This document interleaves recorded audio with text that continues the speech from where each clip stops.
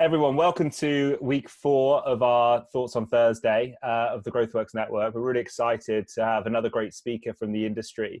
One of the most asked about topics when we proposed this series was sustainability.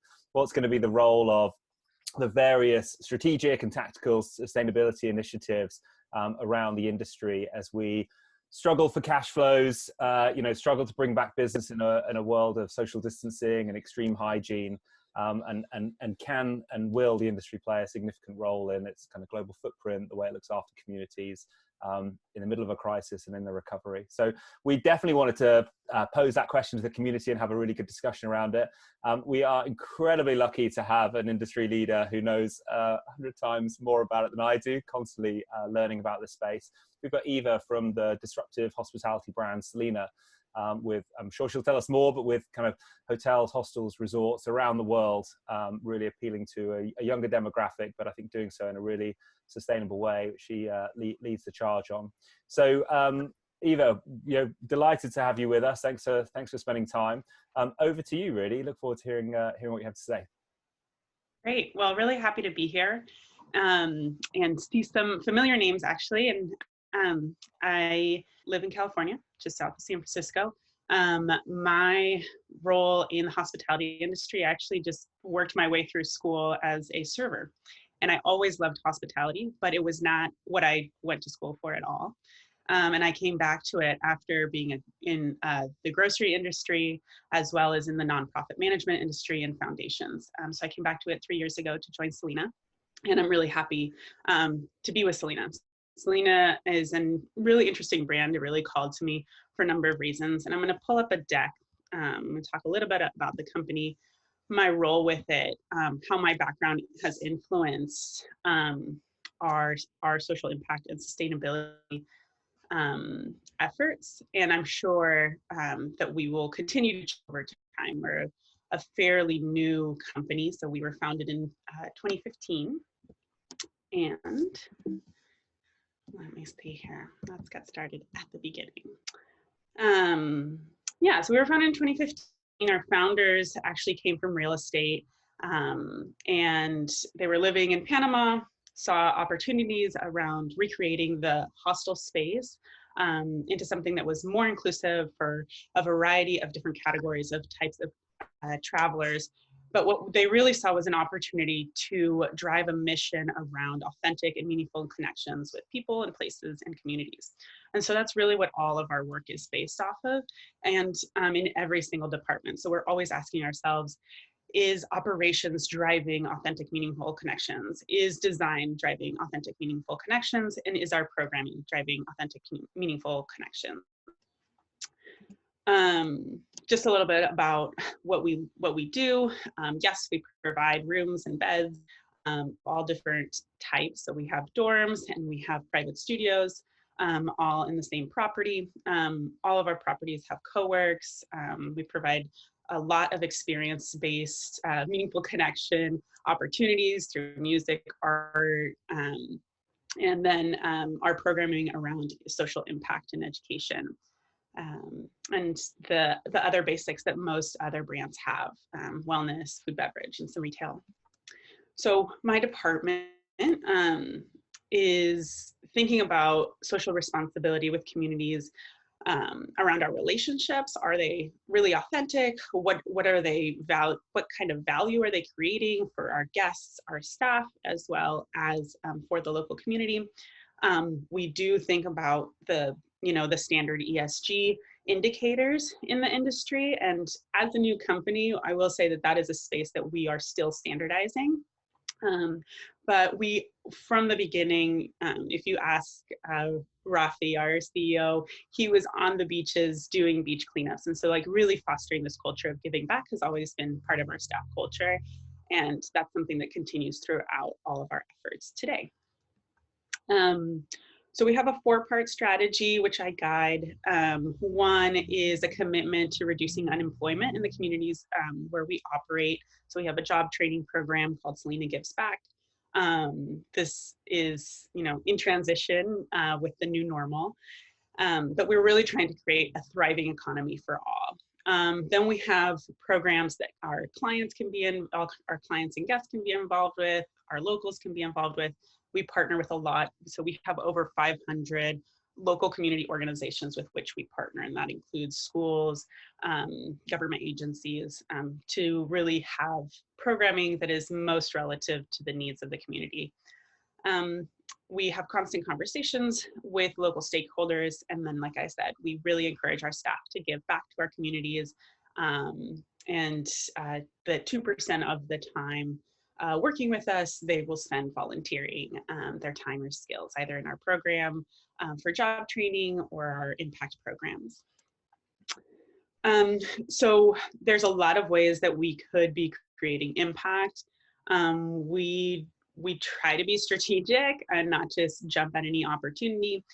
So when I first started with the company a few years ago, we did a location-wide assessment with the communities to try and figure out what do people really need, which kind of global partnerships would we be looking for. I really, we are experts in our field, and for hospitality, our age group, kind of 30-year-olds is our average. We understand that space around nomadic lifestyles and co-working, but we are not experts in community work. And so I wanted, when I came to the company, just to be really clear that we need to be responding to the community as much as possible. So what we found is that almost in every single one of our communities, there are some challenges around ensuring that there's economic opportunity for everybody, not just for some.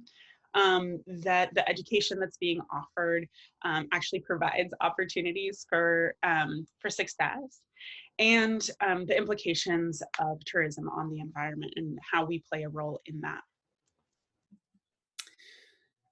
A little bit about what's happened in the last few years with the company. We have benefited people in our programs. Over 100,000 people have been a part of our impact programs, from beach cleanups to entrepreneur sessions in our spaces. And we've graduated over 500 people from our job training program with a employment rate of 70%. So it is kind of a funnel, not necessarily just to our business, but we do network with other businesses in the communities where we operate so that we can help job place those who go through the program. And while we have 75, well, in pre-COVID, we had 75 operating locations across the world, in Latin America, Europe, and a couple locations in the US. Out of those, about roughly 3/4 of the locations were engaged with impact programs. We've done, we definitely shifted as soon as March hit to try and think about how do we respond to the needs of our staff. So, we've done housing for medical staff. We have an emergency fund for staff who have been furloughed. In a lot of the countries in which we operate, there is no government support. So we really tried to support as many of the staff as we could. We are offering subsidized housing, kind of a work trade in a number of our locations. We've gone virtual with the hospitality job training program. So that's not up and running yet, but that's what we're working on now. And we're looking at our environmental management system, seeing, what does our footprint look like now, and how can we address that footprint in the future? So, when sustainability and tourism kind of started taking off in the late 90s, the definition was really about meeting the needs of our current generation without compromising the needs of future generations. So I feel like when I read this definition, I see a very status quo kind of thinking, like, let's just keep things not as bad. And for me, that doesn't really inspire transformation.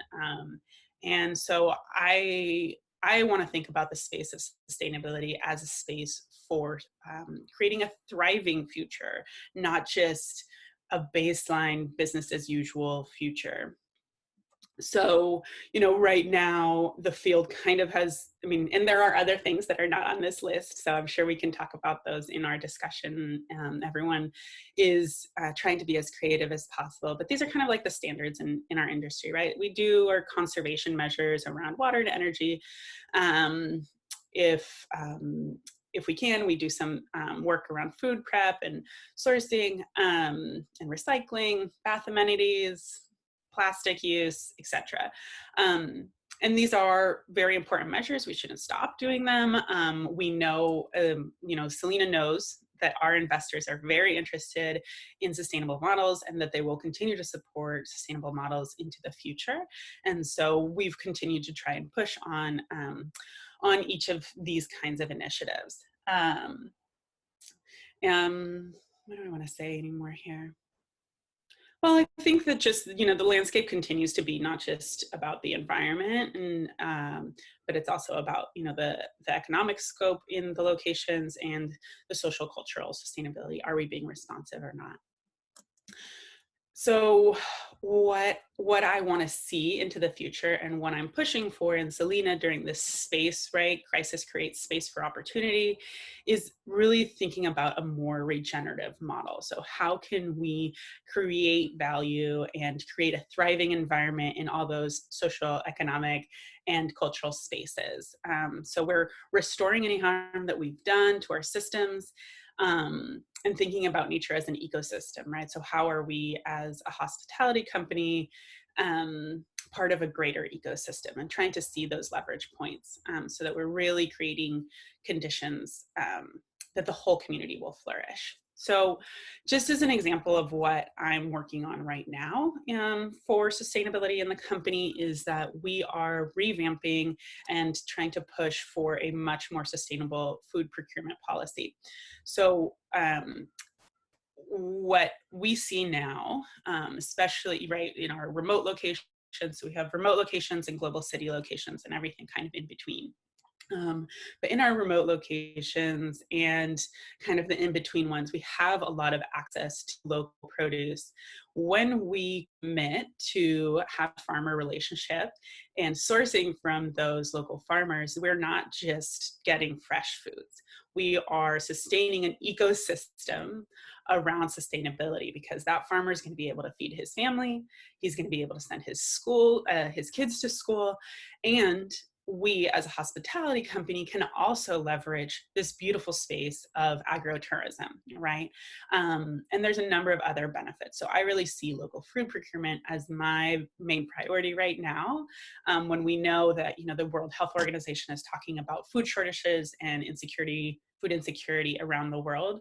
I'm thinking about, okay, if that is the main driver or the main impact of poverty right now is food insecurity, that's huge. So how can we as a hospitality protect that space, ensure that our communities aren't suffering under food insecurity? Well, we know that F&B is still working to a certain extent, so let's leverage that space to foster some local food sovereignty farms and people. And then we have a couple of other, when you look at food procurement, you have a couple of other things that right now are really interesting. One, you're not bringing in food from large distributors.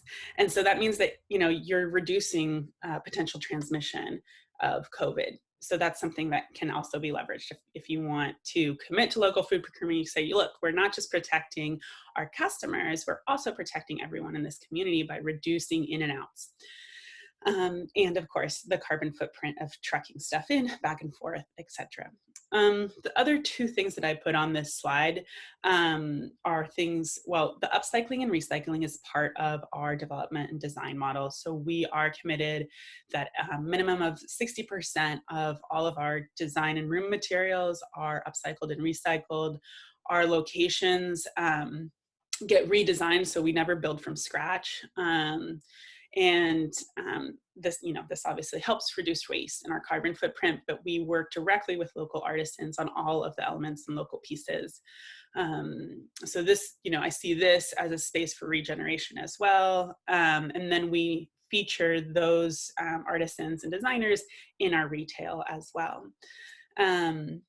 And what I see, so next week, I'm having a number of conversations with global partners around volunteerism during this new normal. What does that look like? How do we integrate technology into some of the programs that we used to have? And how do we link global resource of, young people who want to make change in the world? A lot of college students wanting to do volunteerism still, but they can't travel. How do we link those people with the people at the local level who still need quality education, health resources, etc. So there is a growth space here as well. So I always like to have quotes around me.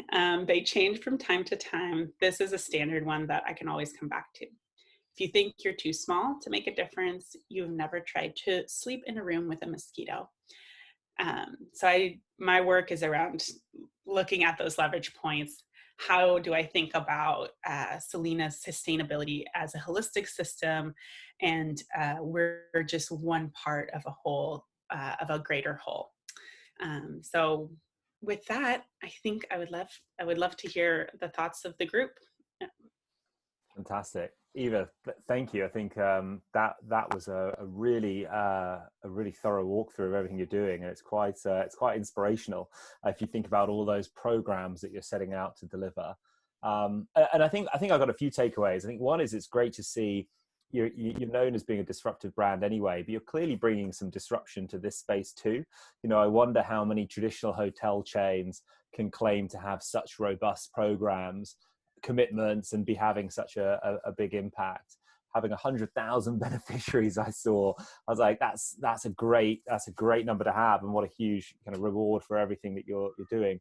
Although worryingly, of course, it's quite clear what a massive impact the crisis has had. Just all of those numbers just dropping off a cliff in 2020. And I wonder if, and we'll probably talk about it in a moment, if you're keeping sustainability and community at the core of your brand and your vision, I think you're trying to prove you can still have an impact even in a crisis. You probably need to change your path. And I love the way you're redoubling your efforts around having now this regenerative approach. But I imagine that's not without compromise and kind of impacts on cost and resourcing as well. And I guess my final point is, at one point you mentioned having supportive investors. Again, I wonder if that influences how much brands can do. Where does this sustainability agenda start? I think it probably has to start at the top, but that's not to say there's no hope, right? I think it's probably the job of management and professionals throughout the industry to start small, raising the point, campaigning to get the agenda set that other companies will need to do work like this to have a positive impact on tourism. But on behalf of the community, thanks so much. And that's a really thorough walkthrough. Plenty to think about as we think about sustainability in 2020. So thank you. Yeah, James, about that final insight, I came from a philanthropic space. So previous to Selina, I was working with a large foundation here in California. And as someone who's a doer, I wasn't used to talking to people about like getting money to do things. I just wanted to go and do them. So I kind of had to like develop some communication skills around that. But what was really inspiring to me was that, in talking with investors and donors at the foundation, and over time, a lot of different stakeholders who hold the money bags, people they know the value of having a community that's healthy and sustainable, and they know that if your rivers are polluted, if your location is everywhere, maybe your location is beautiful but there's trash all around, if the community is generally suffering, you're not going to have strong tourism. You're really, it's a detriment to the business as well as to the community. And so I think that what I have found is people understand that. Where I have tried to push is, I had a coffee conversation one-on-one with one of our investors, and he was like, well, where do you think we can do better? I was so impressed that he was asking me that. And I was like, you know what, you need to ask for transparency in the nonprofit space, where we always have to give our numbers. And and I get that the private space is different. But if investors say, I want you to spend this much money on sustainability. This is the ROI that I want to see. Then we'll be able to do that. And it's not rocket science. The solutions are out there, and if we can just continue to press on that accountability, then we'll be able to do those kind of systemic changes that need to happen in the tourism industry. And I don't see it as being that far away. I really feel like this is a moment where investors are like, where is my ROI in general? And this is a crisis. If I'm going to continue to support you, I want to see that we're going to come out better from this, that we're not going to be doing the things that we were doing previously that were not sustainable, because those are the things that are floating to the top right now. Where if you had a water issue, that is one more reason why the business will not come back as strong, right? So that's what I'm seeing, and that's what I'm putting my focus on. Really interesting.